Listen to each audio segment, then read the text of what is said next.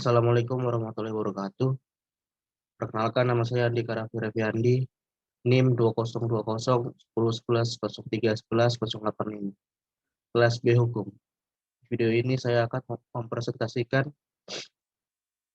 tugas hukum Islam, Arayu, atau penalaran. Yang pertama adalah ijma. Ijma menurut bahasa dan istilah dijelaskan sebagai berikut. Ijma dalam arti bahasa mempunyai dua arti. Yang pertama adalah berusaha atau bertekad terhadap sesuatu, sedangkan kedua artinya kesepakatan. Dari kedua arti tersebut memiliki perbedaan, bahwa yang pertama berlaku untuk satu orang, dan yang kedua artinya lebih dari satu orang. Ijma dalam istilah ahli ushul merupakan kesepakatan seluruh para mujtahid dari kaum muslimin dalam suatu masa sesudah wafatnya Rasulullah SAW terhadap hukum yang tidak ditemukan dasar hukumnya dalam Al-Quran dan hadis. Contohnya, diadakannya azan 2 kali dan iqomah untuk sholat Jumat yang diprakarsai oleh sahabat Utsman bin Affan di masa khalifahan beliau, menjadikan as-sunnah sebagai sumber hukum Islam yang kedua sesudah Al-Quran. Yang kedua, qiyas adalah analogi atau perumpamaan untuk menentukan hukum fikih terhadap suatu yang belum ada ketentuan hukumnya.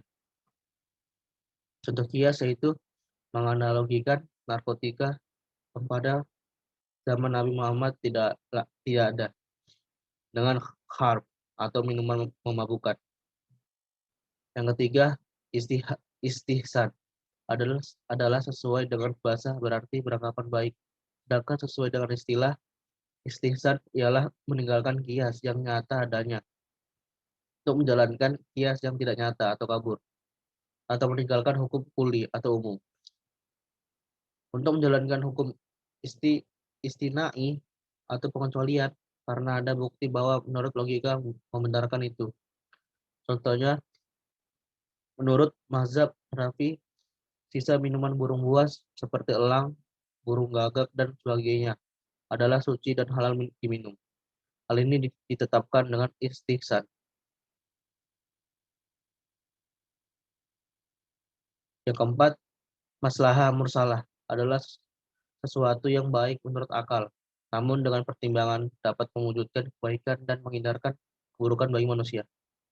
Contohnya, tuntutan beribadah di masa pandemi COVID-19, seperti tidak melakukan sholat Jumat dan sholat tarawih berjamaah di masjid, menutup masjid untuk sementara, dan sholat menggunakan masker. Kelima, istishab adalah penetapan hukum atas sesuatu dengan kondisi yang berlaku sebelumnya, sampai ada dalil yang merubah kondisi itu, atau memberlakukan hukum yang berlaku pada masa lalu untuk masa kini, sampai ada dalil yang merubahnya. Contohnya, bila tadi pagi seseorang telah wudhu untuk sholat subuh, maka keadaan setelah wudhu tersebut pasti diperhitungkan keberadaannya pada waktu ia akan melaksanakan sholat duha. Yang keenam, urf adalah adat kebiasaan yang berlaku di sebuah daerah dan dijadikan salah satu pertimbangan hukum Islam. Bagaimana maklum, urf digunakan sebagai salah satu acuan dalam mazhab fiqh, sehingga diktum-diktum fiqh didasarkan pada realitas adat istiadat yang ada. Contohnya, pada masa pertunangan, pihak laki-laki memberikan hadiah kepada pihak wanita. Walaupun hadiah tersebut tidak dianggap sebagai mas kawin, hal ini tidak bertentangan dengan Al-Quran dan hadis. Karena memberikan suatu hadiah boleh-boleh saja. Dari saya, jika ada salah kata mohon dimaafkan. Assalamualaikum warahmatullahi wabarakatuh.